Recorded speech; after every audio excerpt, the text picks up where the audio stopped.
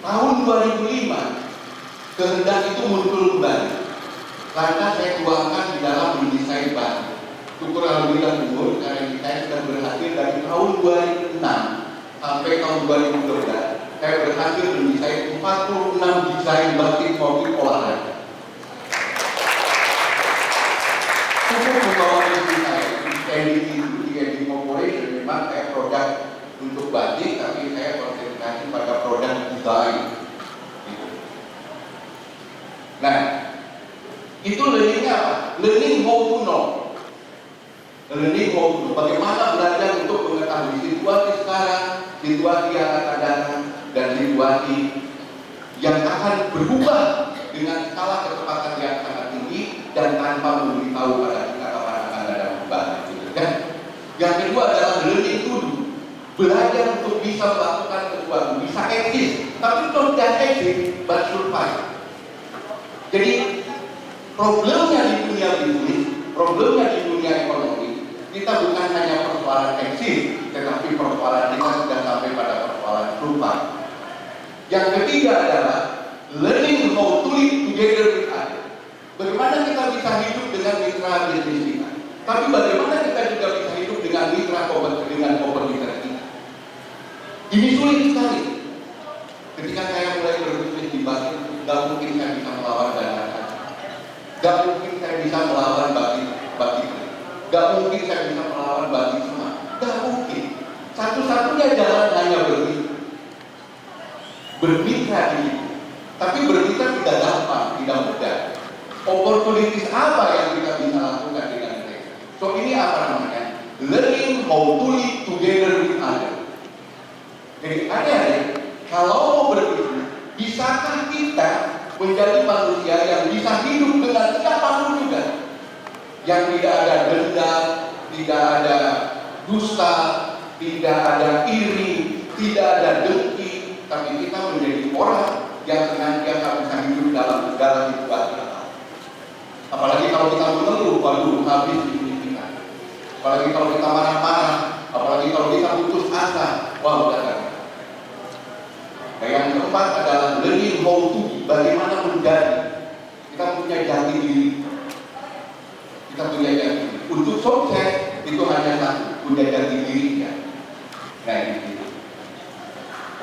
Yang kelima adalah learning how to unlearn, bagaimana belajar untuk menghilangkan kebiasaan-kebiasaan yang negatif. Itu adalah dalam konteks budaya yang bisa mengubah ekonomi yang ada. Saya ingin memberikan satu contoh-contoh yang yang sangat praktikal. Budaya itu bisa berasal dari praktisi, nanti Pak dari kita mengungkapkan. Tapi ini saya pemikiran yang partikel pemikiran yang liar muncul dari saya. Jadi ada tradisi yang bisa dijadikan satu bisnis yang sangat luar biasa. Di Cirebon, di tempat saya, itu ada tradisi yang namanya panjang. Itu tiap tahun ada. Di Kuningan ada tradisi yang namanya Serentau. Wah, itu kegiatan bisnis bisa terpaku, sangat luar biasa. Problemnya, bisnis apa yang bisa kita lakukan dari tradisi. Kemudian ada gerbek, ada sekaten dan lain-lain. Ini adalah tradisi-tradisi yang bisa dijadikan satu konteks budaya. Tapi saya bisa menjual, bisa berbisnis dengan menggunakan tradisi yang orang sudah menafikan. Kayak contoh, tradisi masyarakat Bandung. Buat saya itu problem, tapi juga itu opportunity. Apa opportunity? Saya bisa membawa para peneliti dari berbagai universitas di dunia. Saya kirim surat-surat di dunia. Kita kirim surat-surat menjadi potensi budaya Bandung. Budaya Bandung saya kirim ke kampus-kampus di Amerika, di Jerman, di Belanda. Saya 3 hari berturut-turut di Leiden, masuk di sebuah universitas Bandung. Apa yang terjadi? Saya memperoleh satu prospek bisnis yang sangat bahagia. Artinya ilmuwan datang ke Bandung dan saya semuanya yang menghandle, dan mulai transportasi, model dan lain-lain. Jadi ada bisnis seketika dengan kita melihat secara jeli, ada tradisi-tradisi yang kita bisa jadikan satu ladang bisnis yang sangat luar biasa. Oke. Saya juga pernah membawa ke masyarakat suku laut. Ini mencari mereka bagaimana berkelas budaya etnik, ada tradisi etnik, ada kulinernya, ada makanan, ada minuman, ada pakaian, ada arsitektur dan lain-lain. Ini bisa dilatih kalian.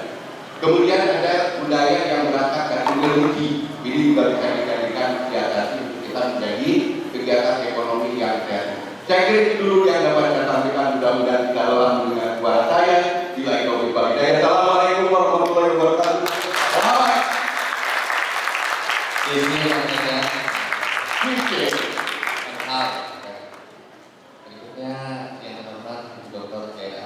Musligo SMU, Direktur Mustika Ratu dan Inisiator Sosial Entrepreneur ya,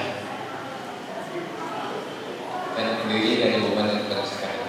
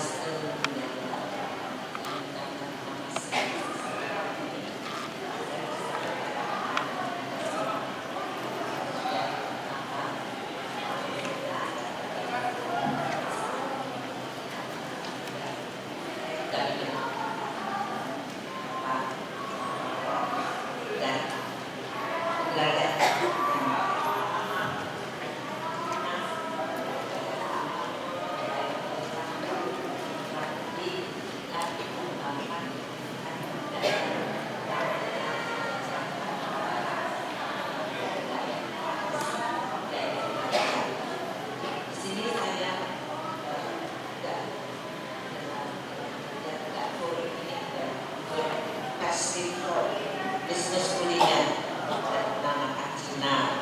Ini pengaruhnya besar dan sampai ke dan betapa pengaruh dari negara-negara lain di Indonesia banyak di berbagai negara juga demikian. Pikir tahun lain pengaruh India dan Cina.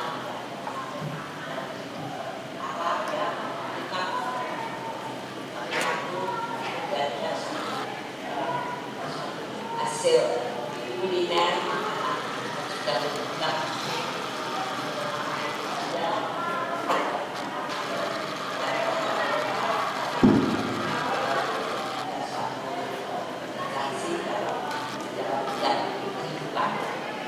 namun di sini yang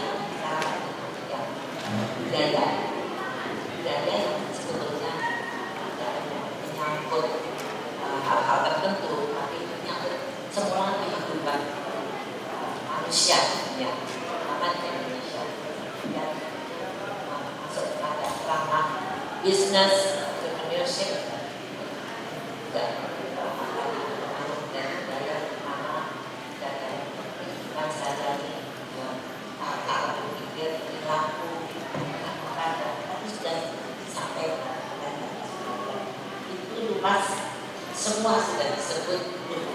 Tentunya saya tidak apa yang saya alami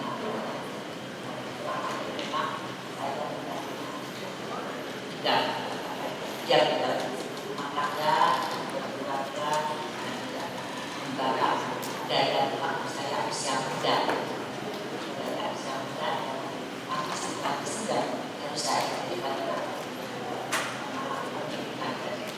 orang tua pertama ibunya Jakarta Surakarta. Saya terhadap kehidupan saya dalam hal itu kami saya sampai mendalam dalam kehidupan saya. Memang budaya waktu kecil itu memangnya bisa ada sudah apa ini. Budaya ini tentu lahir dari pemikiran Hindu, pemikiran cara hidup, perilaku, dan tradisi, filosofi, semuanya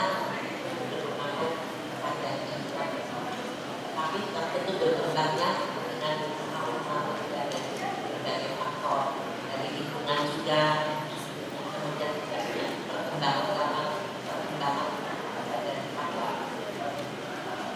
dari Tuhan, dari Tuhan, banyak sekali dari kehidupan baru yang kita salurkan dengan anak muda dan dengan saya dan dengan anak saya dan ada perkembangan seperti yang berbeda. Namun demikian ada juga budaya yang